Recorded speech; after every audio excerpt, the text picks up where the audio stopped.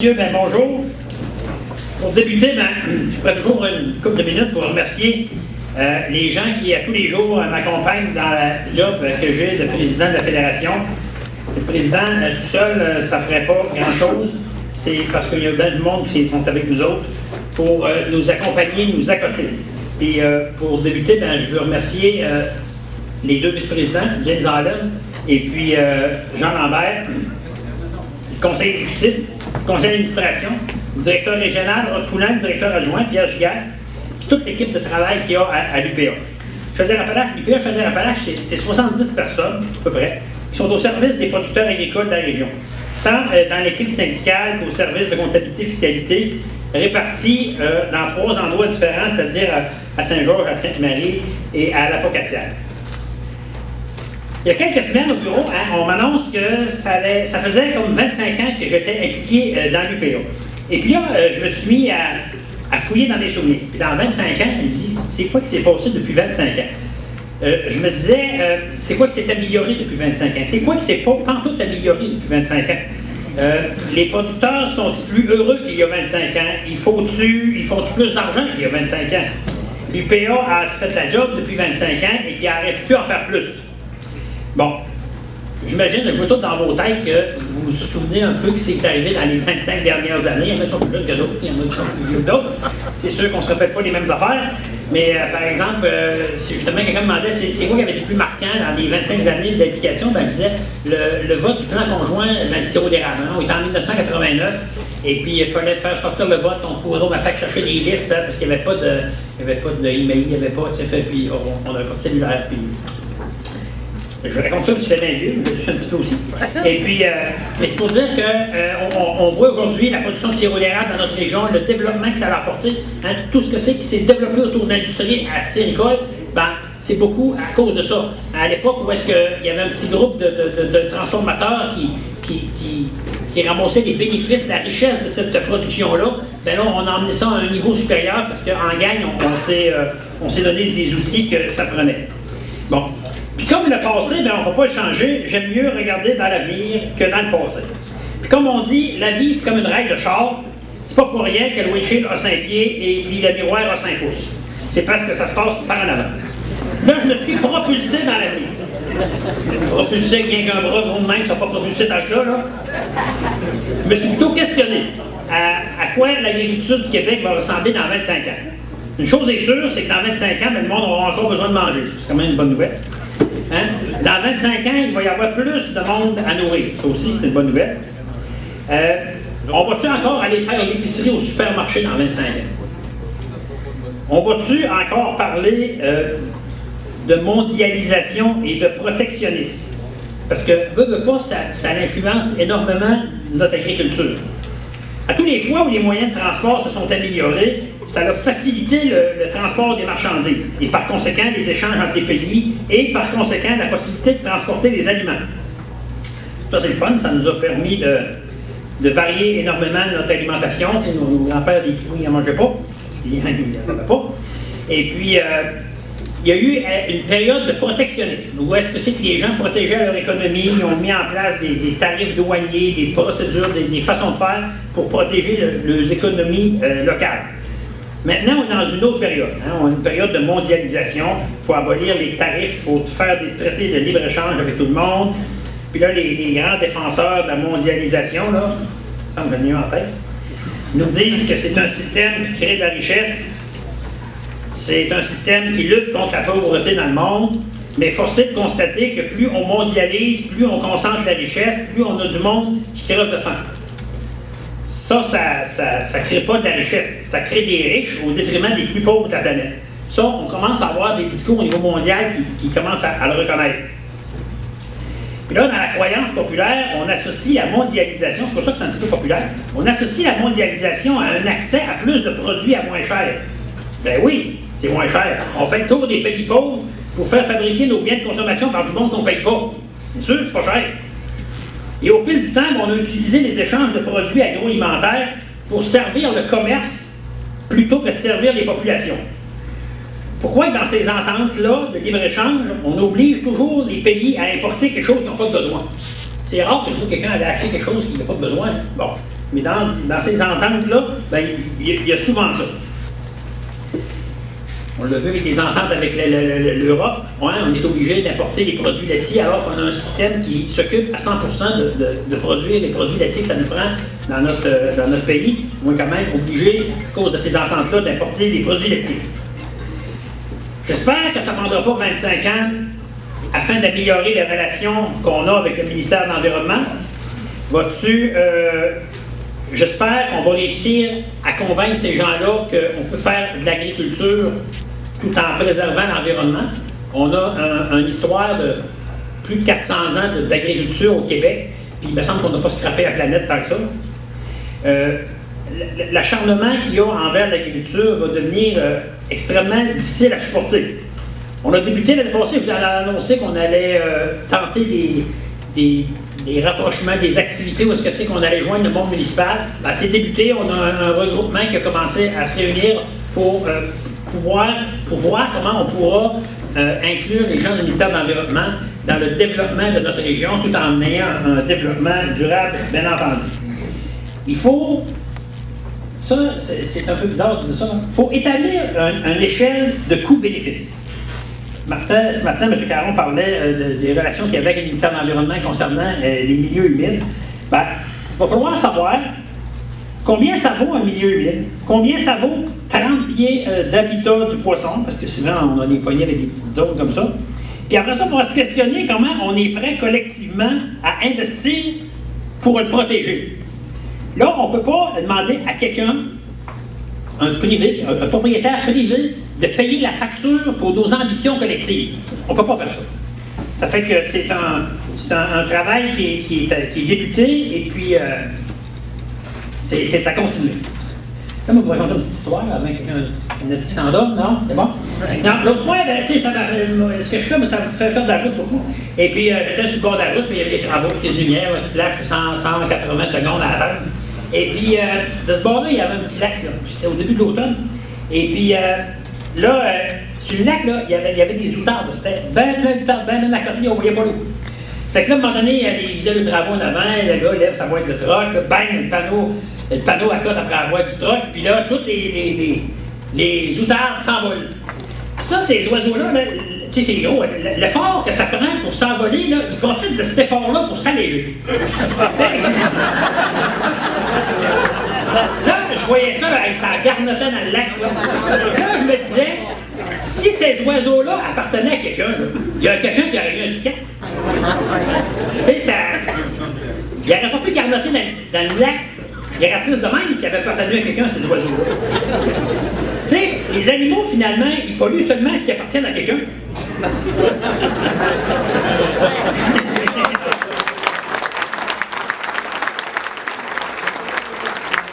C'est un peu pour ça qu'ils sont souvent sur notre dos. C'est parce que la protection de l'environnement, c'est beaucoup la responsabilité de ceux qui possèdent quelque chose. Puis nous autres, on possède des terres, on possède des lots forestiers, on possède des érablières, on possède des animaux d'élevage. Et puis, c'est souvent ceux qui possèdent quelque chose qui polluent. L'année passée, dans 25 ans, la société nous permettra-t-elle de continuer à faire de l'élevage? L'année passée, je vous ai parlé de ma préoccupation face à ce qu'on appelle le bien-être animal. Maintenant, dans un an, c'est tellement évolué cette affaire-là, c'est même plus question de bien-être animal, c'est la relation entre les animaux et les êtres humains. Hein? Pendant que dans le journal, il y a quelques semaines, il y avait un petit article, gros comme ça, pour dire qu'il y avait eu une attaque sur un hôpital civil en Syrie, il y avait 300 quelques morts, il y avait un petit paragraphe. Ben, le front page était du journal en fonction de donner la parole à ceux qui souhaitaient qu'il n'y ait pas de règlement sur les pitbulls. On a beaucoup entendu parler des pitbulls pendant cet été. En Europe, dernièrement, il y avait des gens qui défilaient pour se faire marquer avec un fer rouge sur le bras là, pour partager la souffrance des animaux d'élevage. C'était quand même du monde qui faisait la file là, pour voir. Hein, dans les villes, on met en place certains services, des services ambulanciers animaux. Tu sais, on n'a même pas d'ambulance dans les régions rurales. Tu sais, si tu es sur ta terre à bois, tu as une attaque cardiaque, c'est sûr que tu vas mourir là, parce que l'ambulance va arriver dans une demi-heure. C'est sûr que tu vas mourir. Et puis, oui. Puis l'autre semaine, j'étais à l'hôpital, puis là, il y avait deux jeunes femmes qui parlaient, puis elles demandaient combien de jours j'avais d'enfants, puis là, une, elle a répondu à l'autre. Ben, tu sais, nous autres, on a 2 enfants, puis on pensait pas en avoir. Tu sais, le budget assez serré, là, tu sais, on a 2 chiens, 2 enfants. Ah, ouais. Tu sais, les chiens de la famille étaient à un même niveau de discussion que les 2 enfants. C'est pour dire comment est-ce qu'on est rendu. Hein, le 4 octobre, j'ai vu ça aussi. Hein, c'est la fête de Saint-François d'Assise, le patron des animaux. Puis il y avait des prêtres qui offraient le service de bénédiction des animaux de compagnie, où ce que chacun débarquait avec sa tortue, son chien, son chat, pour aller faire venir. Hein. Même si à tous les midis, ben, il y a un line-up chez Saint-Hubert Barbecue, les gens ne veulent pas voir des poulets d'élevage, ne veulent pas voir des poulets dans un troc, dans une cage d'un troc, c'est encore bien pire. Hein. Et puis, ils veulent encore moins voir des poulets dans un abattoir. Puis là, cette année, demandé, j'écoutais à la TV un dimanche matin, puis il y avait une sociologue qui m'expliquait ça. Puis là, j'ai trouvé que c'était intéressant, sa façon qu'elle avait de l'expliquer. Elle disait que si on était rendu là, il y avait un coupable, et c'était Walt Disney. Ouais. Walt Disney a été le premier à faire parler des animaux, à humaniser les animaux. Moi, quand j'étais jeune, il y avait Winnie the Pooh qui était en noir et blanc, ça n'avait pas été trop perturbé, là.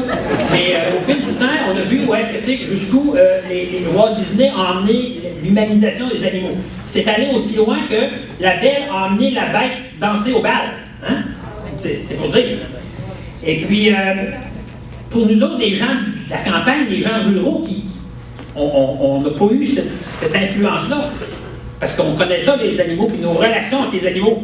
Mais il y a des gens en ville là, qui sont convaincus là, qu'un crocodile et une vache, ça peut jaser ensemble. Ça fait que ça donne ce que c'est qu'on voit comme aliment. À savoir si la société va nous permettre de continuer à faire de l'élevage. La société québécoise ne tolérerait pas que des enfants travaillent dans des usines. Mais ce matin, je suis convaincu que personne n'a pleuré en s'habillant avec des vêtements qui ont été probablement fabriqués par des enfants qui n'ont pas la possibilité d'aller à l'école. L'acceptabilité sociale, ça se mesure souvent en fonction de la distance. Si c'est loin de chez nous, si c'est chez nous, on ne va pas voir ça, mais si c'est loin, ben, c'est moins pire. Aujourd'hui, je n'ai pas de solution, bien entendu, mais ça vaudra la peine de continuer à y réfléchir. On va-tu importer de la viande qu'on va consommer juste pour ne pas voir des animaux d'élevage? Si on aurait tendance à dire non, ça n'arrivera pas, mais toujours bien qu'avec les vêtements, c'est ce qui arrive. Dans 25 ans, j'espère qu'on n'aura pas à se battre dans l'espace politique pour faire reconnaître l'importance de l'agriculture dans l'économie. On a subi tout un recul dans les 2 dernières années. L'an passé, je vous avais parlé de combien on était déçus de l'attitude du ministre de l'Agriculture, Pierre Paradis, qui ne voulait pas parler à personne, qui faisait absolument rien, qui attendait toutes sortes de rapports. Et puis là, dans la dernière année, bien, ça a commencé à bouger.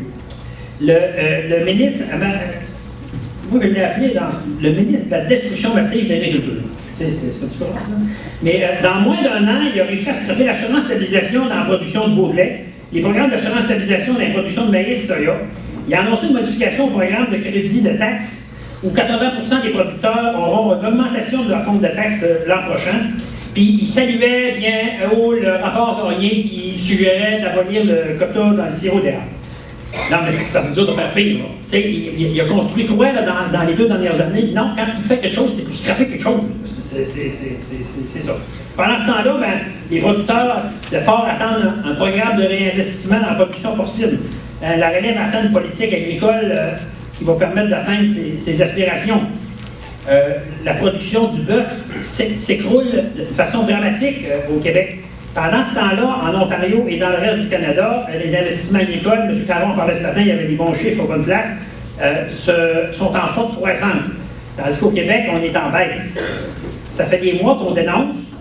On a passé l'été à faire des conférences de presse dans chacune des MRC de la région de Chaudière-Appalaches. On a été honnête. J'ai personnellement téléphoné au bureau de M. Laurent Lessard et de Mme Dominique Vien, 2 députés de notre région, qui sont au Conseil des ministres pour lui faire part des avisés de notre démarche et les invitant à intervenir auprès du ministre de l'Agriculture. Au niveau provincial, on a déposé au bureau du premier ministre un document de quelques centaines de pages où on dénonçait, on suggérait les choses. Au dernier congrès, on a déposé un manifeste avec différents partenaires donnant des pistes d'action, des pistes de solutions. On demandait que l'agriculture fasse partie du plan de développement économique du Québec. On avait des chiffres pour en faire la preuve, on était capable de participer à l'économie de notre province. Résumé, ben, un ministère de l'Agriculture complètement inopérant, avec en tête un ministre qui n'a aucun espèce d'intérêt pour le poste qu'il occupe, qui est cautionné par le Conseil des ministres et par le premier ministre. C'est C'est un peu rough comme conclusion, mais j'en ai pas trouvé d'autres choses à dire. Puis là, ce qui s'en vient dans les prochains mois, ben, c'est les sommets, les 3 réunions qui vont conduire à un sommet sur l'alimentation. Et j'ai envie de gager quelque chose avec vous autres. Je suis à peu près sûr de savoir ce qui va sortir. Hein? Ça veut dire que les consommateurs doivent avoir accès à des produits provenant de circuits courts, hein? Avec les étiquetages, les OGM. Puis ça va finir par dire que nos systèmes de mise en marché et notre mise en marché collective et la façon qu'on a de mettre en marché nos produits agricoles ne permet pas d'atteindre ça. C'est sûr que c'est ça que ça va donner, parce qu'on l'a vu dans le rapport Pronovo avec la relève. On l'a dans toutes les fois que le ministère de l'Agriculture, le ministre de l'Agriculture sort quelque chose, c'est toujours pour dire que la mise en marché collective, les plans conjoints, c'est là, et ça ne fait pas la job, et puis c'est toujours la même chose. Ça fait que là, ça va finir en 2018 avec un sommet où on sait déjà ce qu'il va y avoir dedans. Parce que là, lui, il faut bien s'attendre, tu sais, c'est une guerre à finir qu'il y a entre lui et l'UPA et la mise en marché collective, nos outils de mise en marché. Hein? On se rappelle, pour ceux qui sont plus vieux, il a mangé une coupe de volée à l'époque, quand il était avocat privé, où est-ce qu'il défendait les opposants à la mise en marché collective. Et puis, il a mangé une coupe de volée là, et puis je pense que là, il profite de la fin de sa carrière pour régler ses comptes avec l'UPA et la mise en marché collective. Ça fait qu'on a quand même un défi important de toffer encore les années qui restent. C'est pas drôle à dire, là. On serait supposé d'avoir quelqu'un qui est là pour développer l'agriculture et en favoriser l'implantation sur le territoire. C'est pas ça qui arrive. Bon, maintenant, ben, on ne va pas s'arrêter de dénoncer, on ne va pas s'arrêter de faire des suggestions, puis on ne va pas s'arrêter d'informer les gens qui nous entourent. Puis on ne va pas s'arrêter non plus de créer des alliances avec les organisations présentes sur le terrain. Et puis, c'est déjà commencé. Presque toutes les MRC ont élaboré un plan de développement de la zone agricole, les fameux PDZA. Et puis là, ben, on va travailler ensemble pour la mise en œuvre de ces plans-là. Hein, les chambres de commerce, les CFD, on va prendre tout ce qui existe comme organisation, on va mettre toutes nos forces en commun pour redonner une couleur à notre développement régional, une politique régionale de développement de l'agriculture. Puis, même si il n'y a pas de vision de la part du gouvernement, je suis convaincu qu'une région comme la nôtre, si tout le monde se serre les coudes et puis travaille dans le même sens, on peut faire quand même des grandes choses. Et puis, alors oui, j'avais pris une note. Pour imaginer ce que je viens de dire, mon collègue James Allen, il dit souvent, ben là, on va foncer dans le tas. Quand il dit, puis ça m'inquiète un peu, là, mais ça va être une bonne idée, on va foncer dans le tas, et puis toute la gang ensemble, on va réussir à laisser notre marque. Dans la dernière année, nos outils de mise en marché collective ont été assez malmenés. On a des chroniqueurs, des éditorialistes, des blogueurs qui ont pris l'habitude de condamner nos outils de mise en marché en disant que les pauvres consommateurs se font voler par la mise en marché collective, la gestion d'offres, etc. Mais là, la petite gang de Charlebois, Dubuc, Grably, Gilles Osso, ben, ils commencent à être un petit peu seuls dans le coin. Hein? Avant ça, on avait beau répondre, on n'était jamais publié. Depuis la dernière année, par ailleurs, on est pas mal plus publié. Alain Bourbeau, le directeur général du lait, a fait des belles répliques où est-ce qu'il était publié dans les grands journaux de la province. Marcel Groslo, le président général, Bruno Cyr, le président du syndicat du lait de Chaudière-Appalaches-Sud, a écrit une lettre d'opinion qui a circulé pendant plusieurs jours. On est plus écouté qu'on l'était il y a quelques années. On a besoin d'attendre 25 ans pour assister à des changements. Déjà, des nouvelles tendances de consommation s'installent. On a vu la saga avec les taxis, Uber, maintenant les gens, plutôt que d'aller à l'hôtel, voyagent avec Airbnb. Hein, les gens achètent ou louent de la musique, on ne sait plus trop, là, sur Spotify, on consomme des films avec Netflix. Comment les gens vont acheter leur nourriture dans 25 ans? Il y a deux grandes tendances. Comment la population va se comporter avec les tendances de consommer local? On entend dire ça, toute fois qu'on consomme des consommateurs, ils veulent consommer de plus en plus local. Mais à l'opposé de ça, il y a une autre tendance on n'a jamais été plus mondiale que ça, où est-ce qu'avec notre téléphone, on est capable d'acheter n'importe quoi, n'importe où dans le monde. Ça fait qu'il y a deux vraiment tendances qui sont là, qui sont vraiment une à l'opposé de l'autre. C'est de voir comment est-ce qu'on va pouvoir influencer ça, comment est-ce qu'on va pouvoir s'adapter à ces grandes tendances-là. Parce que là, on a des défis majeurs, parce que nos systèmes de mise en marché collective, comment est-ce qu'on va faire pour les implanter dans ces tendances de consommation-là. Dans 25 ans, on a déjà commencé à découvrir des nouvelles façons de faire de la politique. Des politiciens comme Maxime Bernier qui a décidé de financer sa campagne à la chefferie en abandonnant une partie de ses électeurs. On l'a vu, Maxime Bernier, même c'est lui qui le dit, hein, il y a dans son comté le plus grand nombre d'électeurs qui sont sous gestion de l'offre. Il n'a pas hésité à abandonner ce groupe de producteurs-là pour ses ambitions personnelles. Je ne sais pas si c'est le comté suivant, mais on a le comté de M. Gourde dans Lobinière, où il y a un grand nombre de productions sous gestion de l'offre, et puis M. Gourde appuie la candidature de M. Bernier. C'est une nouvelle façon de faire de la politique, où est-ce que c'est qu'on va prendre une partie du monde, on va les tasser d'un coin, on va essayer de les faire monter l'autre groupe comme celui qu'on a tassé. Ça fait qu'il va falloir s'adapter à ça aussi dans les prochaines années. Tout à l'heure, Maxime Bernier n'a jamais fait. C'est tellement cheap et de bon niveau que finalement on en s'est parlé. C'est bon. Tout à l'heure, on va faire une réflexion sur comment on va travailler dans les prochaines années.